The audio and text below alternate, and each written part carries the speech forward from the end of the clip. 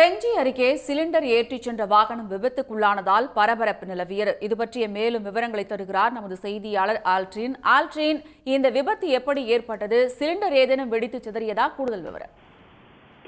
விழுப்புரம் மாவட்டம் செஞ்சி அடுத்த திருவண்ணாமலை சாலையில் அதாவது காட்டு அருகே உள்ள பெட்ரோல் பங்க் அருகே சென்று கொண்டிருந்த சிலிண்டர் ஏற்றி சேர்ந்த லாரியானது திடீரென எதிரே வந்த காரின் மீது மோதியது. இதனால் நிலை கொண்ட டிரைவர் சாலையிலேயே வாகனம் விபத்துக்குள்ளானதில் சுமார் 357 சிலிண்டர்கள் சாலையில் கொட்டி சாலையில் பெரிய விபத்தை ஏற்படுத்தியது.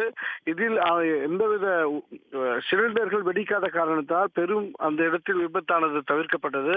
மேலும் காரில் பயணம் செய்த ஆந்திர மாநிலத்தை சேர்ந்தவர்கள் திருவண்ணாமலை கோவிலிலிருந்து சென்று கொண்டிருந்தவர்களுக்கு லேசான காயம் ஏற்பட்டு செஞ்சி அரசு மருத்துவமனையில் சிகிச்சை அளிக்கப்பட்டு வருகிறது. மேலும் இச்சாலையில் விபத்து ஏற்பட்டதால் சுமார் அரை மணி நேரம் போக்குவரத்து பாதிப்பு ஏற்பட்டது.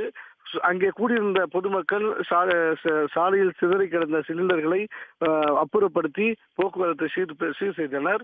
இதனையடுத்து போலீசார் மற்றும் தீயணைப்பு வீரர்கள் அவ்விடத்திற்கு வந்து நிலைமையை அதாவது சிலிண்டர்களை அப்புறப்படுத்தி சாலையை சீர்படுத்தினர். இதனால் செஞ்சி திருவண்ணாமலை சாலையில் சிறிது நேரம் பரபரப்பும் போக்குவரத்து பாதிப்பும் ஏற்பட்டது.